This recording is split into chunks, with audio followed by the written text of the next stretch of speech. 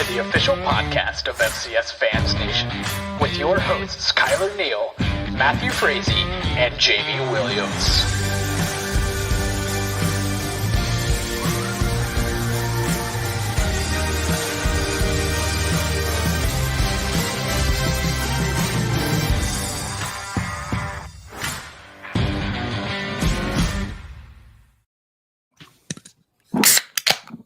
FCS Fans Nation, not as good as Matthew Frazee, but we popped the top anyway. Matt and Kyler can't make it tonight, so you got me, your boy Jamie Williams, here with you. And, of course, joining me, as usual, the best fill-in that we've got, the podcast whore himself, the host of the Southland Sermon, the Rev, Dustin Helton. Rev, good evening. How's it going? I'm doing well. Glad I can come in and fill in for Kyler and his very small, flat feet. I thought those were big shoes to fill. No. Oh. No, that guy wears like size 7. Well, you know, and everybody be great. Yep. So we had a little appetizer yesterday. Without giving away too much of your opinions on questions, how was your day of football yesterday? Man, it was great. I started watching Georgia Tech and Florida State because you had to. And I made it until about the fourth quarter of Hawaii and Delaware State, and then finally just gave up. and passed out. So I didn't quite make it sicko committee style, but I was pretty close. So that's pretty solid. Pretty solid. I didn't get a minute of the Hawaii game versus Delaware State. So, you know, we can't all be that much of a sicko. So no. Chase Bevcardi loving the shirt there as the Fighting Okras of Delta State. The best mascot, unofficial mascot in college. Yes. So if you want to let everybody know why you're wearing what you're wearing. Well, I was going to save this for when we talked about this game, but I thought I would. We can save it if you want. No, I'll go ahead. Just to give, I thought I would unify McNeese and Tarleton, or as I like to call them, FAMU A&M, because, you know, that would make a great rivalry. And what better way to unite rivals than to wear the gear of two schools that would whoop the hell out of both these teams if they played each other this year. That's right. Southern Utah would do it, and Delta State would beat both of them. So I just thought I would unite. You know, let's bring some unity into this game. Rev, always a man of the people. Try to be. And then, of course, we know Ron's gonna like my shirt. I've got to rep the Bobcats but you know, to make everybody uncomfortable, I got to go Big Sky. So you know, so we got a good show packed for you tonight. Thanks for anybody who is joining us live right now. We got 12 viewers. It's pretty solid. Hope other people will jump in during the evening, but let's start with our top 6. What are FCS fans talking and posting about nonstop? It's time for the top 6 topics of the week.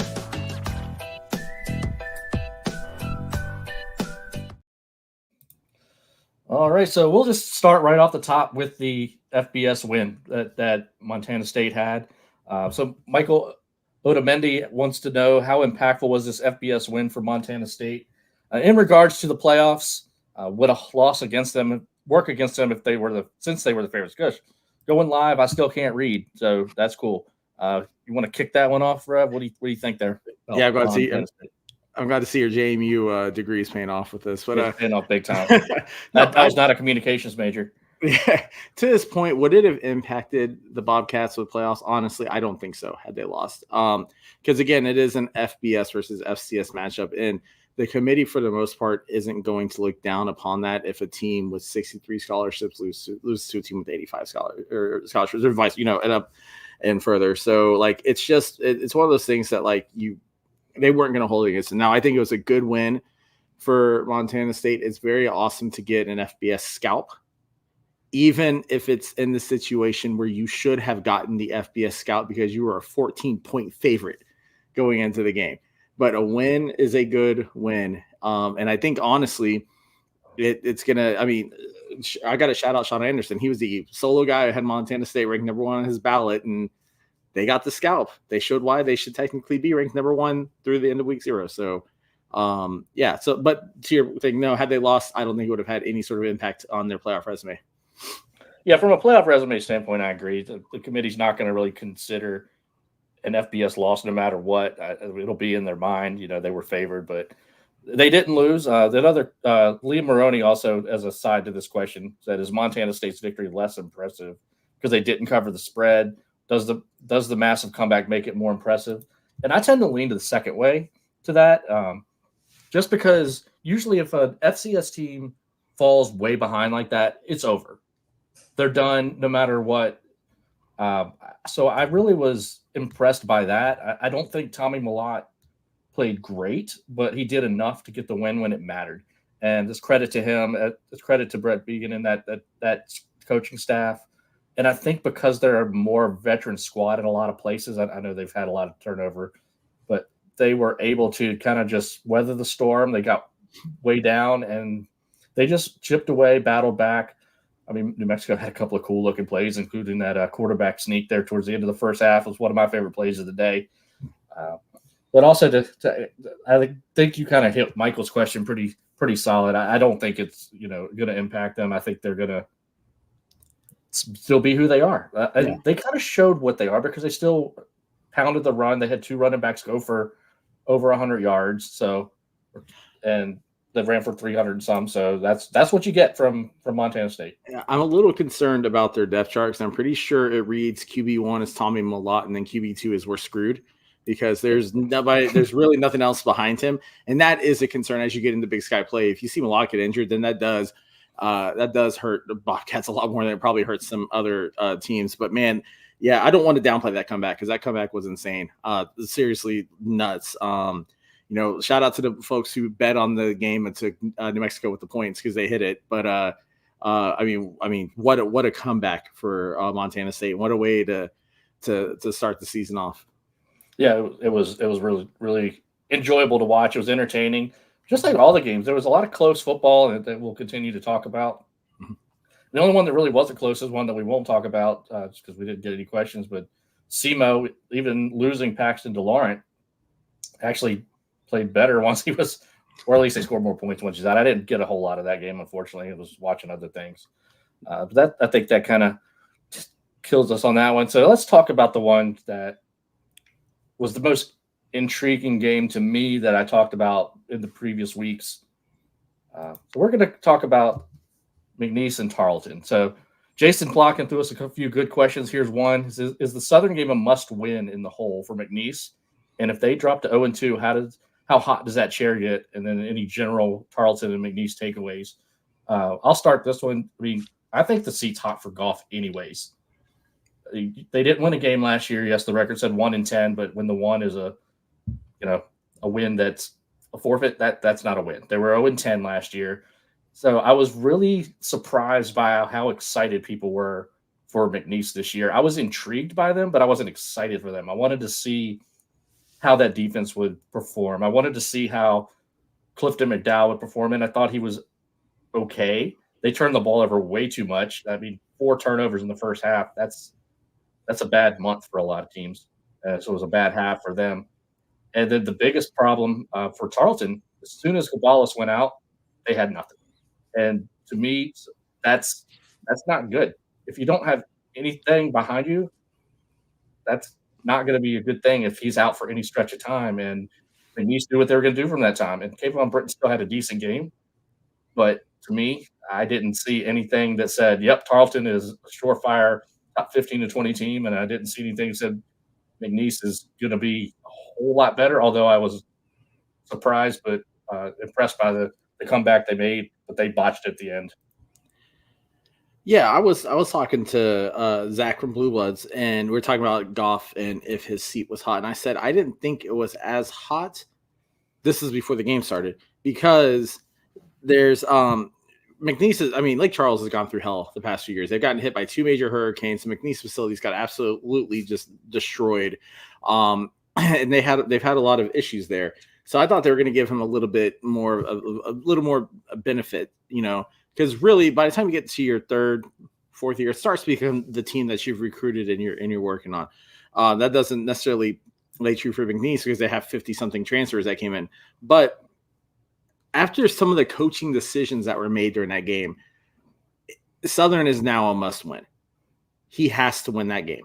And I don't think Southern's going to be a pushover by any means. But that last drive was some of the absolute worst, like clock management. I know the TV, the Chiron was wrong, and it said that there was that they had a timeout when they didn't have an additional timeout, but there were still other plays. And I said in our group chat, I said, this is how this is going to end. They're going to go for a field goal and miss. It legit said that before it happened. So it's brutal for McNeese. And one big thing too with this game, if you look at the stats, McNeese had more rushing yards, more passing yards. They led in just about every stat you could think of, with the exception, I think, of third down conversions. They were 2 for 2 in the red zone, right? But 4 turnovers. And that is the difference maker. The Tarleton defense, who I didn't think was good last year, they came out and played very well in the first half. Second half, though, was a complete different game. Part of it could have been the heat. Part of it could have been that their offense was just not moving with Jaden Pete in quarterback. But also part of it could be also too that their fans chickened out and left the game and went home and watched it on TV. And that stadium was quiet. So, and to that point, like, McNeese played their game in the fourth quarter. And one thing I noticed about Clifton McDowell, I feel like Clifton McDowell, up until about halfway through the third quarter yesterday, has played scared since the Brawl of the Wild.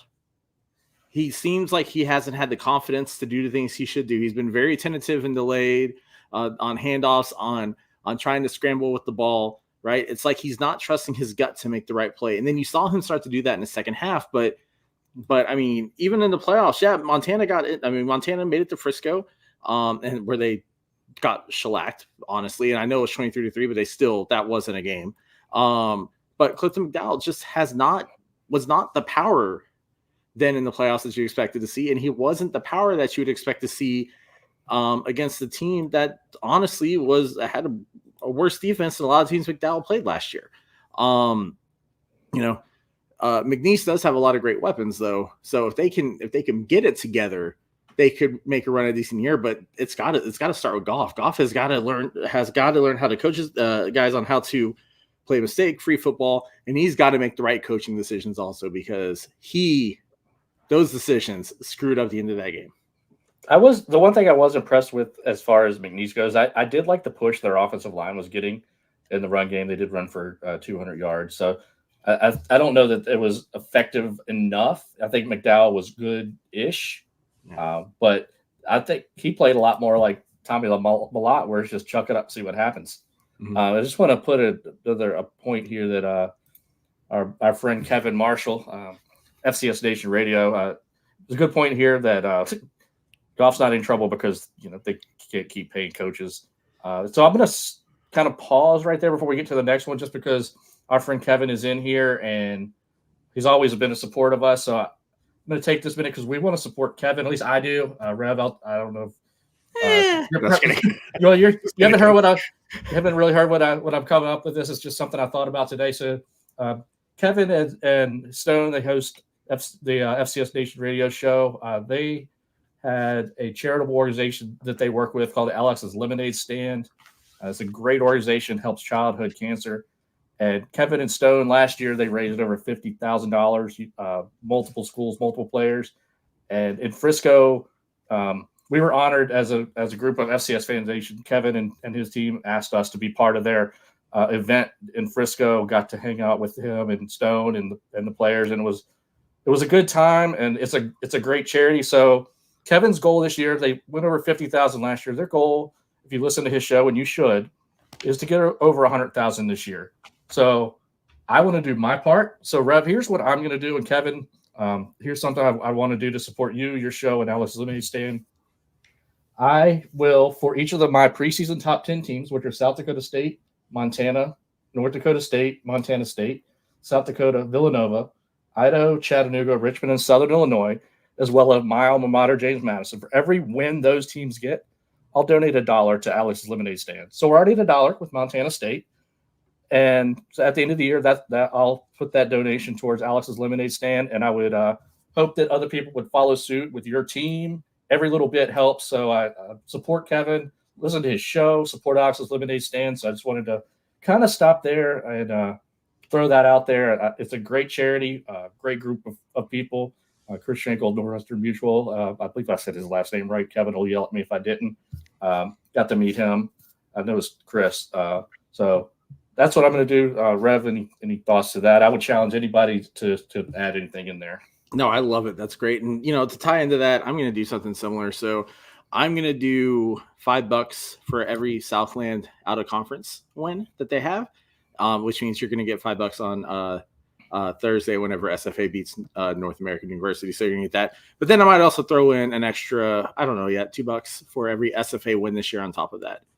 And also the Southland numbers include playoff stuff as well too. So hopefully you get a team that makes a deep run, but I will do that and make my donation whenever it's done. Awesome. Yeah, I think that'd be great. I can't wait to see Kevin Stone in the group again in Frisco and see how the season comes out for them. That'll be announcing the schools that'll be and players that'll be helping participate in the upcoming weeks. So we'll just move on to the next game and question from our friend Preston Adams. Did FAMU do anything to convince you last night that they are going to be a top 25 team this year? Excuse me. And did Norfolk State show signs of competing for the MEAC title? Thoughts there? Norfolk State, yes. I think, yes, they did. The thing that sucks for Norfolk State is they are just on this streak of almost. Now this is their 8th game in the past 2 seasons, last season, that they've lost by 1 point. They are at almost. And so the MEAC, to me, I think they have just as good a shot of anybody, with the exception of Delaware State, of winning that conference. The MEAC also showed too, they like to beat up on the SWAC any chance they get. And I know that FAMU won that game, but the opening quarter, man, Norfolk State was running all over them. What's his name? Kavion King went nuts. And so I think Norfolk State showed that they could potentially compete. Now with FAMU, I don't know if they're a top 25 team. They got the win, and it's not because that they play in a SWAC or anything like that. I don't think they're coming out of the SWAC as SWAC champions, at all. I think when it gets to Celebration Bowl time, you're going to see someone like Alcorn State in there. So I think that would be a team that you would see in your top 25, not FAMU. So I think a little more needs to come. They got the win. That was probably one of the most fun games to watch last night, aside from the vomiting on the field. So yeah, best of luck to both teams. Honestly, I love both FAMU and Norfolk State. I was actually saying I need some FAMU swag last night because I love those jerseys. I don't care what Matthew Frazee says. Those are some of the best looking jerseys in football. Yes, it is. Yes, it is. Yeah, no, that was a very entertaining game. You know what you're going to get from an HBCU crowd. You know what you're going to get from an HBCU band. And the game delivered as well. 24-23. It's so tight. It was back and forth the whole game. I really enjoyed that game. It was a lot of fun. Norfolk State jumping out to the early lead. Florida A&M battling back, taking the lead. Norfolk State had a chance to tie, but they chose to go for 2. We'll just get this out. Jason Plakanos asked if we should second guess that opportunity to go for 2. No, I've said it thousands of times in the past. I love guys that go for the win. And I get there were 6.5 minutes left. They still had another chance with the ball, I believe. Excuse me. But I love the decision. It didn't work out. The play kind of got blown up, but that's what happens. The defense won that play. So I was impressed with that. Maybe of course, hindsight's always 20/20.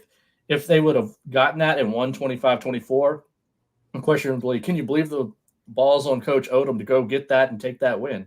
He said after the game, I don't come to play games, I come to win games. Exactly. Unfortunately, it didn't work out for them. I got a ton of respect for it. As far as what they showed, FAMU, I've got them just outside the top 25.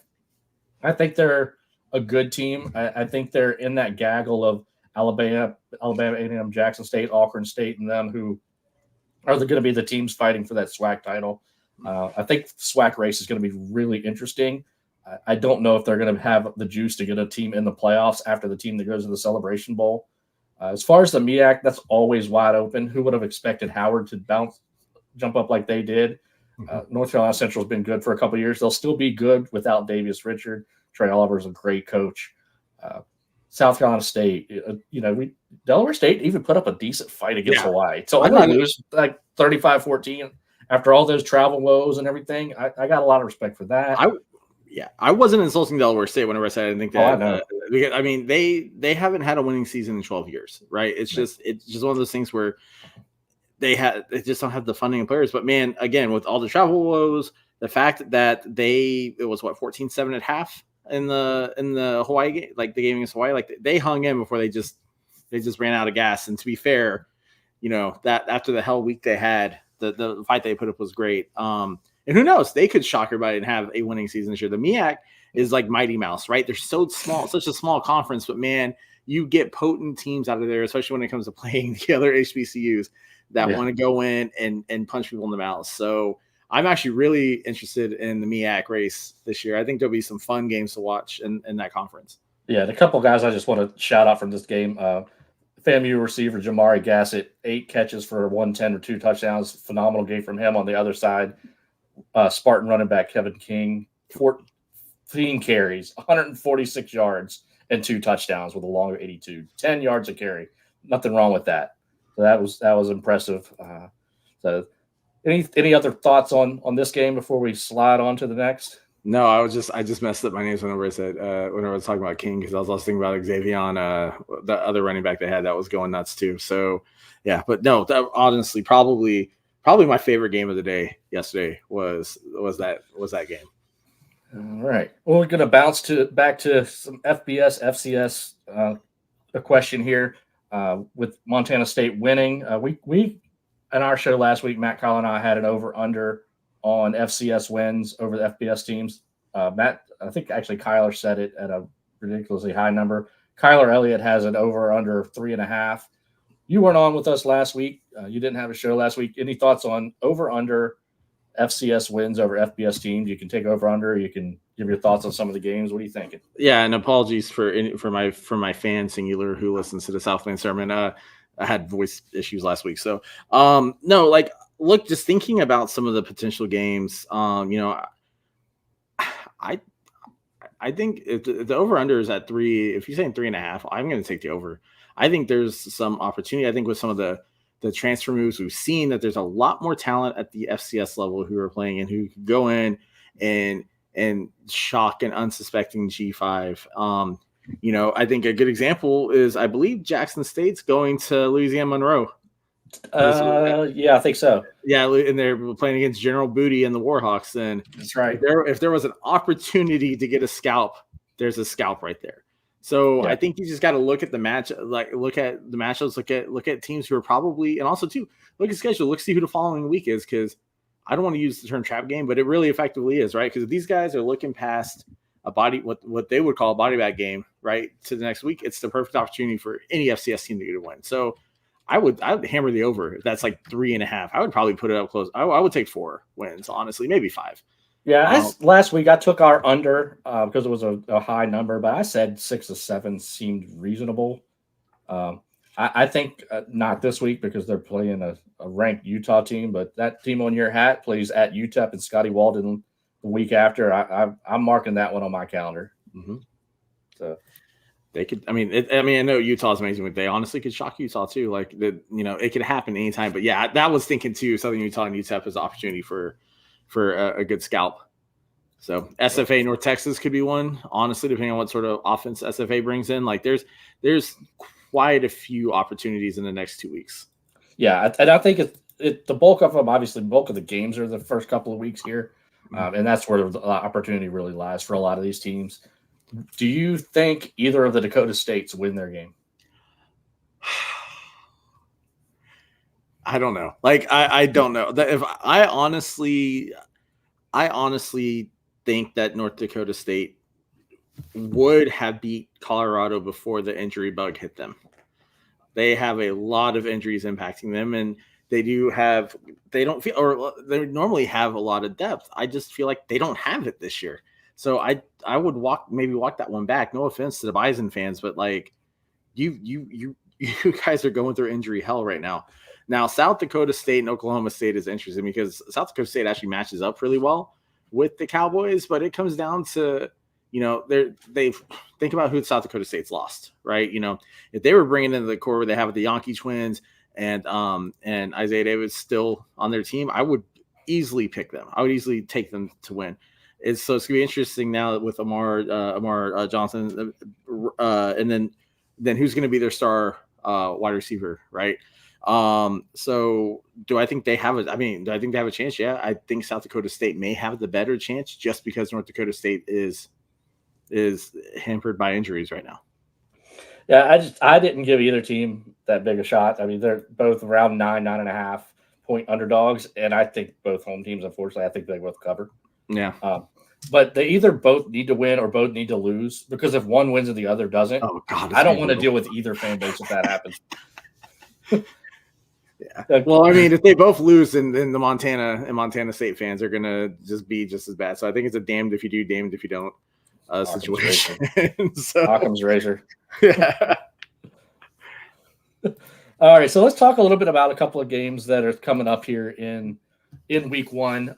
Lee Turnbow, good question. What out of conference games intrigues you most this coming week that's not a top 20 team? Do you have one? I mean, Jackson State and Louisiana Monroe. I did shoot that one early, but man, I think that's an opportunity for a scalp. Eastern Washington and Monmouth kind of interests me. And part of it is, part of it is I just want to see where Eastern Washington is as a team, because if they are if they finish out where they were last year, do you think there has to be more changes in Cheney? So that was another one that stood out to me. Trying to think of some of the ones I had went through the schedule. I mean, I think those were my two biggest ones. I had a third. Go to yours real quick, and I'll pull it up. I got to go back and look and see what it was. Yeah, the one that jumped out at me is a team that's been a playoff team in the last, or at least close to the playoffs, and been in the playoffs the last few years, against a team that's been trying to get there that can't get there, is Holy Cross in Rhode Island. Holy Cross, I want to see what do they have under Dan Curran now that Bob Chesney's left for much greener and brighter pastures. Mm-hmm. Nothing against Worcester, Mass, and the College of Holy Cross, but he went to a damn good spot.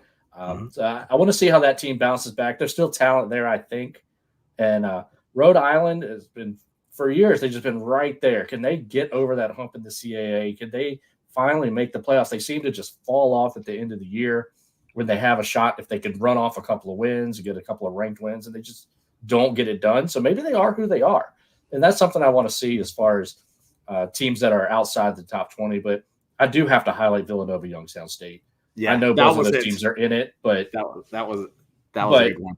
It's my show, Lee. I'm going to talk about other games too. But that's a great question, because I do like that question, though, all jokes aside, because we always talk about the top 10 to 15 teams. To have to really stretch and think about teams outside, that's always fun for me. But I do have to shout out that Youngstown Villanova game, because both teams think they're really good, and I think both teams are really good.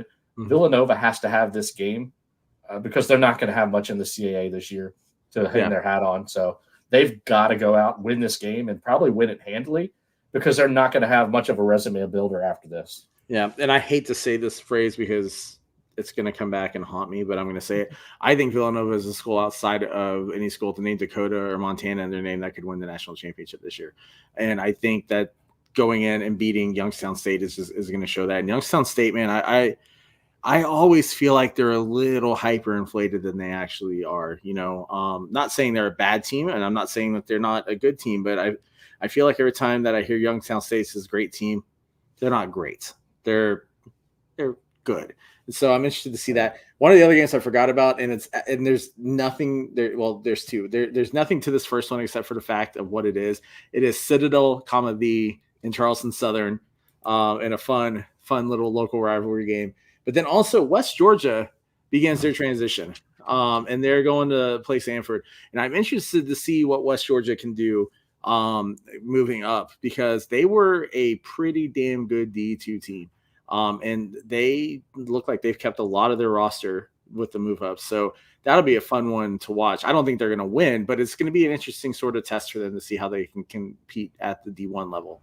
Yeah, that was one I looked at too, because for the exact same reasons. With West Georgia moving up, I think they're one of those teams that could be pretty good pretty early. And once they become eligible, they're going to be talked about as a playoff potential in that conference. Kind of like we are talking about Tarleton. I know neither one of us is super as high as others, but I also don't think they're a bad team by any stretch. I think that there's a lot of talent there. I think they've got a shot in the UAC. I think they've got a shot to make the playoffs.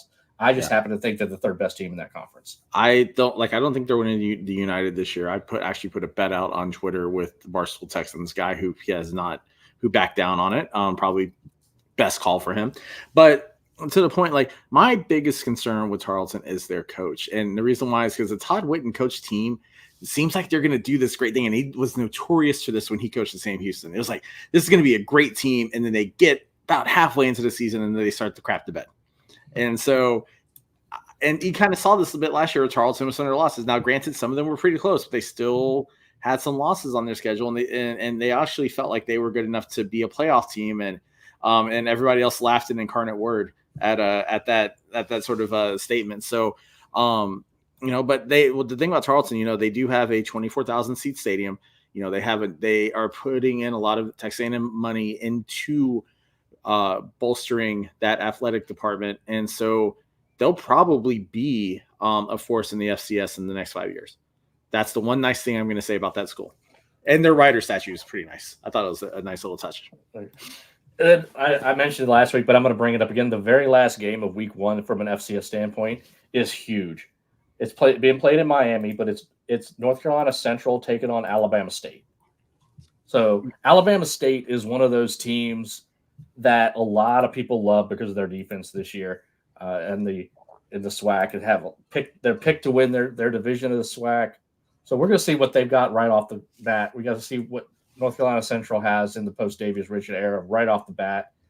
That's going to be a game that I'll be sitting down to watch and enjoying.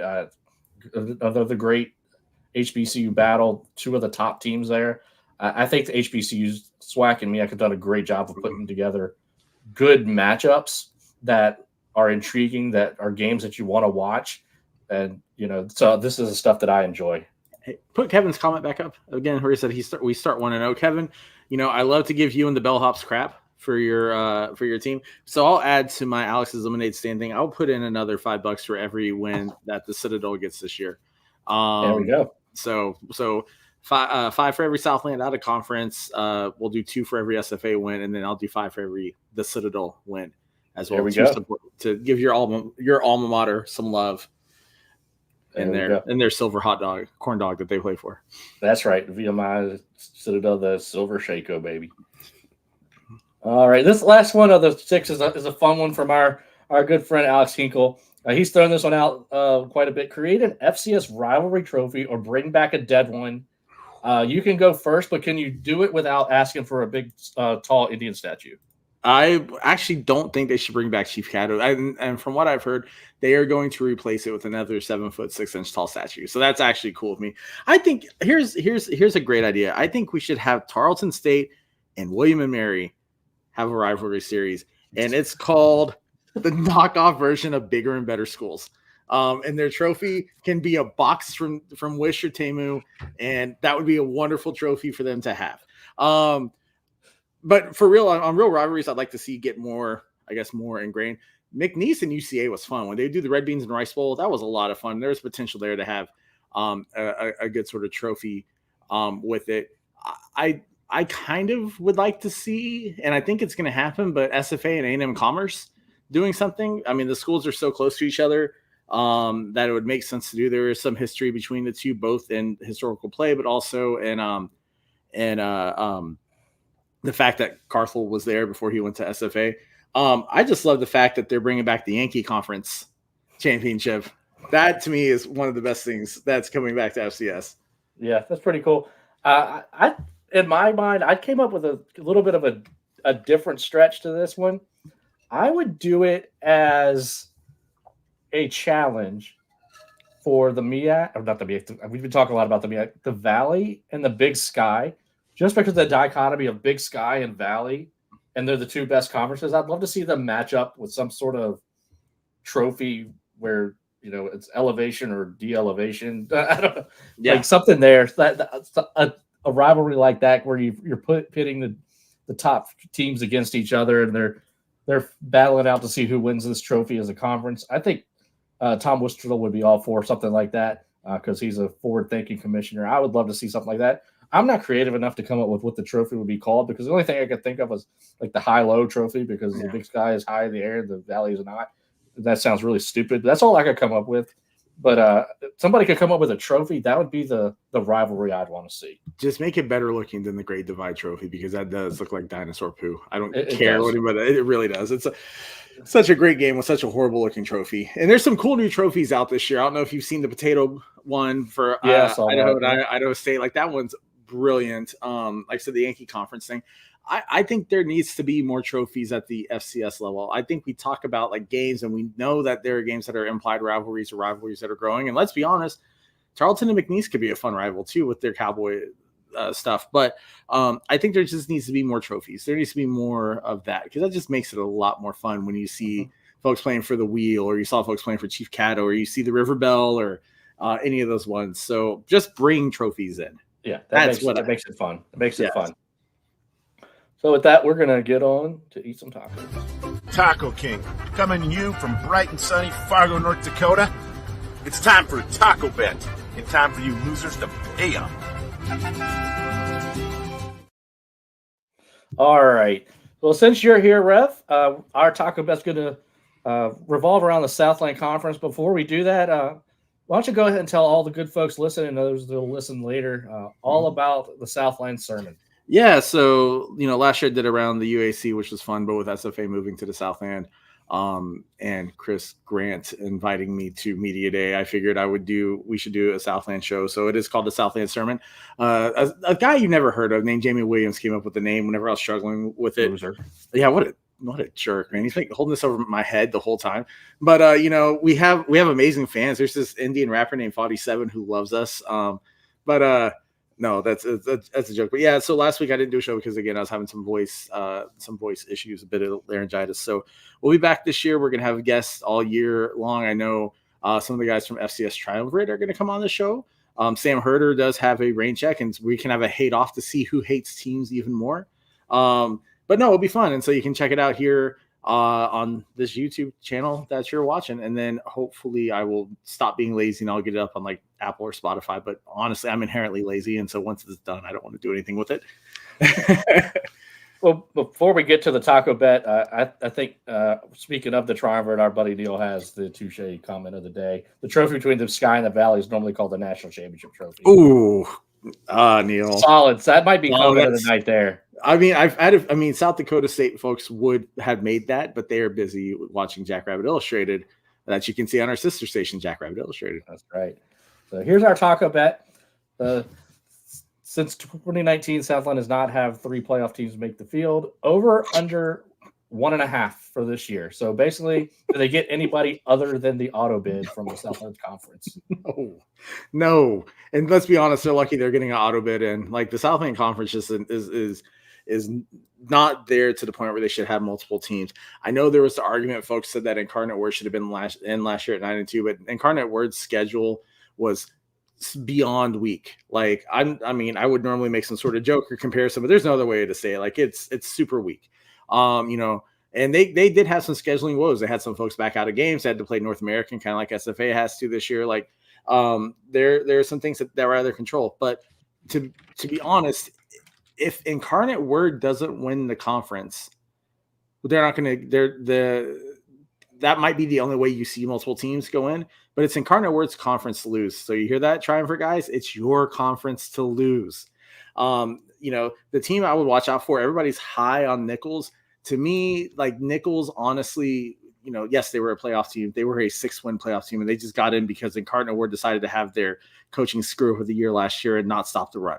And they got smacked in the mouth real bad. Part of that blame belongs to Matthew Frazee for being in San Antonio at that game. But if I don't see Nichols being a conference like contender, I think it's going to be Incarnate Word, or as much as it pains me to say, I think it's going to be Lamar. that comes in and surprises everybody, making a move to win the championship. Some folks probably thought I'd say SFA. I don't think SFA is this year. They have a new offensive coordinator, and there's a lot of change going on in Nacogdoches. So, long story, no. Unless Lamar beats Incarnate Word, I don't think they get more than especially now too with them seeding the top 16. I think honestly that even hampers the ability for smaller conferences that aren't named the Big Sky, the Valley, to get multiple teams in. Because I'm just being honest. I think solid point. Yeah. Yeah. So no, I think I will take the under on that, and that's where I'm at. Yeah, I think I'm going to go under here. Looking at Incarnate Word, what chance do you give them to beat either one of South Dakota State or Southern Illinois? They go on the road to both, so they beefed up the schedule this year. Do you give them any chance against either one of those teams? I mean, they have a chance against either one. I mean, Killo is a great coach, and Killo can coach whenever he's prepped. Brookings is a tough environment, and going there in person and seeing that, I know there's some folks who say that it doesn't sound loud on TV. That is a loud stadium. It's not Wagriz loud, honestly, but they get loud with their cowbells and with certain folks banging hard hats against rails. Like, it gets loud in there. I would give them a better shot of going to SIU and giving them a game. I think they probably match up better, especially defensively, against SIU versus how they would against South Dakota State. And part of that has to do with South Dakota State's ability to run the ball down your throat, no matter how they want to do it. And so I would give them a chance to get one of those two wins. I think it's possible, but I would put the percentage a bit higher against the Sock Lukis versus against the Jackrabbits. But again, you never know with South Dakota State, because again, they lost a ton of talent. And granted, they were pretty deep, but they still took some losses on the offensive side of the ball. Yeah, they definitely did. The one thing I do respect about the Southland this year is the out-of-conference scheduling. We just talked about those two games. I mean, just think about Nichols is playing. I believe they're playing Texas State and Sacramento State. Nichols is playing. They're playing LSU in Louisiana. They're playing LSU. Yeah, Lamar's playing Texas State. Texas State, and they're also playing Weber State. Mm-hmm. So I like the scheduling up that they have. Kevin's comment here on Southern Illinois. I guess the ghost of Stone Labanowitz isn't walking through that door anytime soon. Stone has to have eligibility still. Come on, Stone, get back up there. That's right. So, but that's a well-formed point. I do think their QB issues are going to be tough to overcome, but they have a couple weeks to get ready for that. Yeah. Before we move on to our quick hitters, we're going to listen to a word about our FCS Gold. FCS Fans Nation, if you love the FCS community as much as we do, then it's time to be part of the elite community for die-hard FCS fans. Welcome to FCS Gold. I'm sure you're listening to our podcast on YouTube. FCS Gold gives you access to our podcast ad-free from YouTube ads and free from the ad you're listening to right now. FCS Gold membership also gives you access to our Pick'em and Playoff Bracket challenges, which give you a chance to win $50 Visa gift cards. You also get guaranteed questions on the podcast, elite game threads, and a private Facebook page just for you, the admins, and other Elite Gold members. You need to be a member to gain all these great perks, and it's only 99 cents a month. You can join me, Kyler, Jamie, and other Elite fans now by using the link in the comment section of YouTube or finding the link on our Facebook and Twitter pages. It's your guys' passion and support that makes this whole thing possible. Come join FCS Gold today. Boom. Just because your question is answered quickly doesn't mean we don't care. It's time for this week's Quick Hit Questions. All right. We've got a couple of good quick hits. You got something on your mind first? Yeah. Before you go, Brian Thompson has a comment at the very bottom. It says that Incarnate Word will get ran out of both SDSU and SIU. Brian, let's put 3 tacos up on them beating Southern Illinois, or at least covering the spread. They'll fit. Like if SIU wins, they will not cover the spread. So I'm taking Incarnate Word with whatever it is, but I actually think Incarnate Word will beat SIU. So let's put 3 tacos on that. I mean, we can text later and work out the wording. There we go. I'm sure Brian will be all for that. So we'll start off our quickest. We'll go right back to the state of Montana. Jordan Thole wants to know, why does it matter so much to Montana teams? Who has the most Montana players on their teams? I've never figured that out. I think it's also why it matters to them why they have the most attendance. Attendance doesn't make champions, and players from Montana doesn't make champions. I guess it is a homegrown sort of pride thing to have players from your state not going to play in Washington or Oregon or the Dakotas and staying home. This would probably be a better Brian question because he is a Montana boy, but I mean, you gotta love them for having the pride in their state. Like, I thought Texans were nuts with their pride, but man, Montanans, you guys are on it. Yeah, I mean, that's their thing. They've got their 2 football teams and they fight over everything. So I think it's kind of cool to have something that they have to bicker about all the time. I mean, it doesn't matter to me how many Virginia players are on JMU. I want the best players on the field on each side of the football that are going to get us wins. I don't care where they come from. So I'd love for them to be from Virginia, but I really don't care as long as I win the game. Buford Weasel asks, if Idaho starts 0-3, is the season over?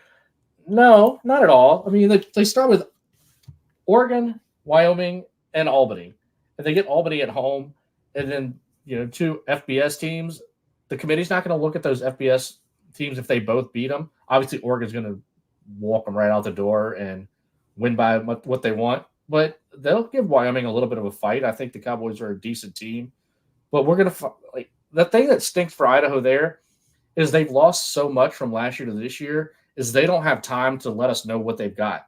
They might. So I'm sure Eck knows exactly what he's got, but I'm interested to see what they've got. Yeah. Losing McCoy to Oregon State it hurts. It does hurt them, but again, you bring people in. Same thing with Albany lost Poffenberger, right? Albany's kind of in the same boat too. So that makes the game against Albany winnable. And they'll probably give Wyoming a good game before. I think there's just probably gas from playing at 7,200 feet elevation or whatever it is that they play at in Laramie. So, yeah, I think that Idaho-Albany game is a matchup of 2 of the best actual coaches in the game between Jason Eck and Greg Gattuso. I think Greg Gattuso is one of the most underrated coaches. He gets no publicity, no love because he works out at UAlbany, and they pop up and do good when they have the talent. I mean, it's hard to recruit up there. It's hard to keep players. I mean, you said Poffenberger's gone, Anton Yunkai's gone. They lost a lot. They still have an excellent running back, so we'll see how that goes. But I don't think Idaho's dead in the water, even if they lose all 3 of those games, because they still have a tough Big Sky schedule, so they're not done. No, they'll finish 3rd in the Big Sky. They'll make the playoffs probably. Yeah, I think they're a playoff team. Yeah. Mitch Fargan asked, how many years did NDSU miss on their recruiting? They have no depth. I don't know if I would be that abrupt about it, but yeah, I mean, they're kind of starting to come back to the field. So that's the thing that people don't realize is they were so good that when they come back to the field, it looks like they have no depth and they're struggling. Guess what? They're still the number 2 or 3 team in the country. So wouldn't you love to have that problem? Yeah, Mitch, like every team in the Southland, SoCon, half the Big Sky, half the Valley, basically every other school not named North Dakota State, South Dakota State, Montana State would want the amount of depth that they have. And I did say it too earlier. I said their depth wasn't as good as it was. Yeah, they're still a tough team. Make no doubt of that. They are a very tough team. Yeah, and what Kevin says here, that's why Idaho does have a chance there because Jack Lane is excellent. And I think that when McCoy left, it hurt, but I think they were okay going with Jack Lane, and he looked good in the games that he played at the end of the year last year. Yep. You can be self-effusive or self-deprecating here because this next question came from you. Why is the refs so awesome? I mean, you just are, buddy. Just remember, I hate your team more than Sam Herder hates your team. That's right. So that's why Rev's awesome, because he has that DGAF energy. I have, as my friend told me one time, I have the nicest FU attitude on the planet. That's a good skill to have. Jack Schmitz, this is a solid question. if you could realign anything in the FCS, what would you change? Ooh, it's funny. I saw something earlier that was like they should go from FBS to an FCS to like Division 1A and 1AA, and I'm like, how about you just make it Division 1 and Division 2 at this point? Like, if you're gonna do something that nuts, I don't know if I'd realign anything. It's just there's some programs that probably need to move out of Division 1, that maybe Division 1 in other sports, honestly, but don't need to play Division 1 football, or maybe need to move to more of a non-scholarship sort of thing. That's probably the only thing I would look at, is take a hard look at certain programs that are struggling, or certain programs who are in certain states where the state legislature is making the schools cut funding to this stuff. I don't know. It might also be fun to have a promotion and relegation system between the conferences as a whole in the FCS. But that would just be fun to watch in Cardinal, where it had to go play Missouri Valley schedule, and then and then Western Illinois, when they were in Missouri Valley, had to move. I guess they basically relegated themselves to. They relegated themselves. So Indiana State, Trees, you're up. You'd move down to the Southland. That could be fun. Yeah. Before I get to the last couple of questions, if anybody out there watching has any other quick hit questions, throw them in the chat, and we'll do our best to answer. What I would change, I would split the CAA in half. Make it 2 conferences. Good Lord, you do not need 16 teams. And you can even make it the relegation. That would be perfect, because you got some good teams and you got some trash. So that's what I would do. I would shrink a lot of the conference sizes. I'd do the same thing at the FBS level. Yeah, it's just too much. Kevin says do away with the Dayton rule. Do away with the Dayton rule. That would be a great thing. And also too, like, let's be honest, the FBS season is going further into the year. The national championship games now, Martin Luther King weekend, right? Why start the playoffs now over Thanksgiving weekend? Why not put another weekend there and allow conferences to have championship games, that they have enough members to do one? Big Sky could do one. The CAA could definitely do one. CAA could do 2 with both their relegation things. But like, do something. I mean, that might be something to allow, and that would honestly put more revenue back into the conferences too, with advertising and things like that. Now, is it at the level you see in the ACC championship game get? Probably not, but there is still ad money in there. So that would maybe like legit the only one I would really consider doing. So Brian has one. He asked us if our flights for Frisco are booked. I don't know that you're booking a flight, are you? Last year getting back from Frisco was such hell, and I had one of the shortest trips. I'm probably driving this year. Honestly, we'll bring the Rev Wagon up to Frisco. You'll know it's my car because you'll see the SFA license plates. But last year, I don't know how many other people had the same impacts that a lot of us had, but I didn't get home until the next day. I ended up sleeping in a shitty hotel in Dallas until I could get home, because I couldn't even get a rental car because they were all taken by people trying to get to Houston for the FBS for that national championship game. So it was a mess. And so I'm like, I live 300 miles from the stadium. I can drive this year. Yeah, that's not too bad. Yeah, I have not booked yet. I will probably book here pretty soon, because I looked the flights the other day, and they weren't too bad, about $269 for direct. So that was on American. So that's solid. Chase Bevcar has a good one. Any games y'all are trying to make in person, not featuring your team or in Frisco? For me, yeah, I've put this out a little bit. The first week in October, I'll be flying out, and I will be going to see Tarleton at Southern Utah. So I'm looking forward to that. So that's the one I'm going to go see that's not in Frisco. And there's a chance I'll see a William & Mary game. I've kind of got the Furman William & Mary game potentially circled if I can make it there. So that would be an awesome matchup. My father-in-law has William & Mary season tickets, so that would be a cool one. I know one of the guys that knows the SoCon about as good as anybody outside of Kevin, John.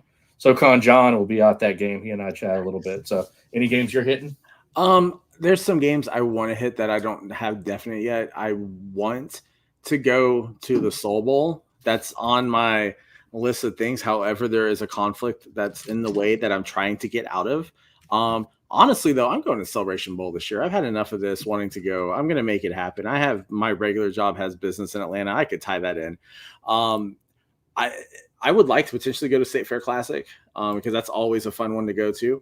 But, there's such good Prairie View is an hour and a half from my house, right? Texas Southern's an hour from my house. Lamar's 2. There's and then the Houston Christians 45 minutes. Like there's pick up a prescription. Yeah, exactly. Yeah, I can go get my prescription at CVS before the game. I live in an area where there's plenty of FCS football to watch. So it really just comes down to if I have a free weekend, maybe I'll just drive up the road to Houston and go catch some games. So we'll see. Sounds good. Got a couple more left. She didn't type it in any of the questions, but my wife would like to know, what is the best football-related video game that you've ever played that you enjoy the most? It is not College Football 25. I'll tell you that. College Football 25 has been fun, but I think it's been fun for nostalgia purposes. But honestly, man, like I played every college football game from like basically 99 until 2014. And some of those years, they're kind of lean years on some of the games. So there's some great ones. 2013, 2014 were great. I think it was 2006 when it had Desmond Howard on the cover. That was probably one of my favorite ones, additions to. Those are the best. But if we look at any sort of football game, not just college football game, the best football game ever made is Tecmo Bowl. And you can fight me on that. And I will die on that hill. Tecmo Bowl was the absolute GOAT of football video games. I'm one dial off. Mine is Tecmo Super Bowl. Tecmo Super Bowl is great too. Yeah, Tecmo Super Bowl is mine, and I will stand on that. I mean, it's Tecmo Bowl and Tecmo Super Bowl. I mean, both of those that franchise for me. Yeah. I played the hell out of that as a kid, and I will stand on that hill and fight it too. Yeah. Got another off-topic question, kind of to close it out, unless somebody else pops anything in there. This is from our good friend Joshua Hoffman. What is your best flying advice? He's flying by himself and for the first time flying in 5 years. And then he also wants to know, what's the ideal summertime meal, from food, drink, to whatever? Yeah. Josh, I spend a lot of my time in the airport, and I'll tell you this, get TSA pre-check. It does make your life a lot easier. I don't care what anybody says. You can do Clear also, but I mean, Clear doesn't necessarily give you pre-check unless you pay for Clear and pre-check. So just get TSA pre-check, and it's going to do what you need to do just fine. The thing too, like I know people who are very anxious flyers, and my thing is just relax, but also, and sometime I'll tell you this, I don't know if the story is appropriate for the podcast, but don't pop off the TSA. Because I have popped off the TSA, and and this was on a work trip, and I've gotten dragged into the little quiet private room because of how I popped off to them. In terms of summertime meals, man, like you can never go wrong with good Texas beef barbecue. The goats, Kevin, the goats. But I mean, honestly, that's it. But my favorite thing to eat in the summertime is I make pimento cheese. And I make it like homemade, and then I will basically make a batch on like a Saturday or Sunday and live off of it for a week and make pimento cheese and pickle sandwiches or eat it with anything else. That's probably my go-to summertime meal more than anything else. For me, my best flying advice would be, especially the year 2024, by God, don't be on the flight with Rev because you're going to get delayed. By God, and it started in January. So Josh, just make sure Rev's not on your flight. It started in September of last year with Zach and me and Sioux Falls, actually. As far as ideal summertime food and drink, for me, it's anything on the grill, and I will grill all the time. I will say I'm making I'm going pork. I'm making some pulled pork this week on the smoker, so I expect that to be excellent. As far as a drink, I really like a peach tea with peach whiskey in it. And that is just a nice, cool, refreshing drink. I will drink that all summer long. Oh, I forgot about drinks. Ranch water. A ranch water is great, which is, let's just say, a little bit more elevated margarita. I know Matt loves his margaritas, but a ranch water is my go-to drink, or a Paloma if you like grapefruit. 2 ranch waters with Matt coming up. Yeah, exactly. That's what I'll make at the house this year in Frisco. Last year, I made Matt the margarita from Chili's because one of my jobs I had was bartending at Chili's. I remember the recipe, so I made him the margarita from Chili's because that was his favorite margarita. This year, we'll try to up his palate a little bit. Well, we'll part here before we depart with a little shot back from Kevin here. By the way, I have a photo of Kevin at Hutchins Barbecue eating barbecue. So yes, There is photo proof of Kevin eating barbecue. Yeah, he likes all of it. He's just got to play the heel a little bit like Kyler. And I really don't have a photo of him, but I wanted to see what his reaction would be if I did. All right, so Mr. MP wants to just ask if there's any more interesting out of FBS FCS games that you wanted to highlight. We've already kind of covered the line in the last couple, so go back and check those. But anything else that intrigues you? I'm interested to see how well Lamar does against Texas State. Texas State's a hell of a team, though. They're probably going to win the Sun Belt. Sorry, Jamie, but it's all about West. No, they're probably going to win the whole thing. Sorry, Jamie, but I'm kind of interested to see what they can do. What Lamar can do against them. That's going to be a fun one, I think, to watch. I said SFA North Texas because that's going to be just personal stuff. That'll be fun to watch. Honestly, UC Davis and Cal kind of intrigues me a little bit also. Yeah. So that'll be that. I mean, if you want some later games, that's a good one, I think, to keep an eye on also. And for me, one more I'll throw out there, and I think we chatted about it before, not today, but Central Arkansas against Arkansas State. I forgot about that one. Yeah. I don't know how good Arkansas State is. I don't think they're that good, and Central Arkansas has all the talent in the world. So we'll see. Kevin also says you do not have a photo, so we'll see if the receipts are there. So it's been a solid hour here. Appreciate everybody tuning in live with us, and anybody who will watch this after the fact. Rev, any parting shots, and when are we going to see a sermon?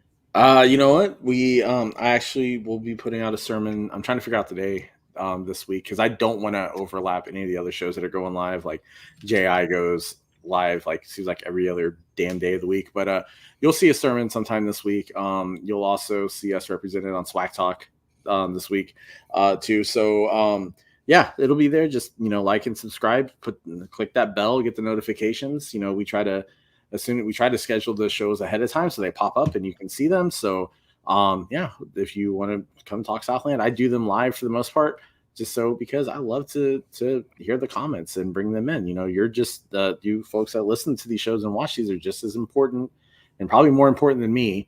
But you're part of this too. So come on. Yeah. And if I recognize you this morning, or if you recognize me this morning outside of my coffee shop and I was a little dazed, it's because I hadn't had any coffee yet. And he said he's a fan of the podcast and stuff. So if you're listening, man, sorry. That's probably all good. Yeah. Yeah. I think the thing that we always say is we're here to support the FCS, no matter who it is. We're here to support the FCS. There's no ego here about who's better, who's the best, who's the worst.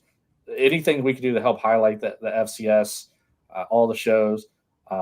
Before we get out of here, just one more hit. Remember, Alex's Lemonade Stand, great charity. Was involved with that. So watch Kevin, listen to Kevin and Stone, check out the sermon, check out Jack Rabbit Illustrated, Fight on Montana, everything you can find. Take it all in. Sam Herder show got Zach McKinnell as a co-host that started last week. Check out the Blue Butch with Coach Fred and Zach.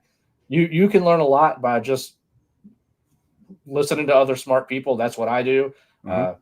I listen to a lot of other smart people. It makes me smarter, and it's a lot of fun. We got a whole slate of games this week. Rev, any parting shots? Screw Tarleton. Not you knew it was going. No, honestly, again, I hate all your teams, so just remember that. Except for Delaware State. I have love for Delaware State. That's right. Well, now with that, I think we've said all we need to say today, so there's only one more left to say, and that is boom. Thank you for listening to the FCS Fans Nation podcast. Make sure to leave a like, a comment, and subscribe on YouTube. To listen ad-free and enjoy many other perks, join FCS Gold for only 99 cents a month by using the link in the description below. Make sure to follow FCS Fans Nation on Facebook and Twitter. Thank you for listening to the premier podcast for FCS football.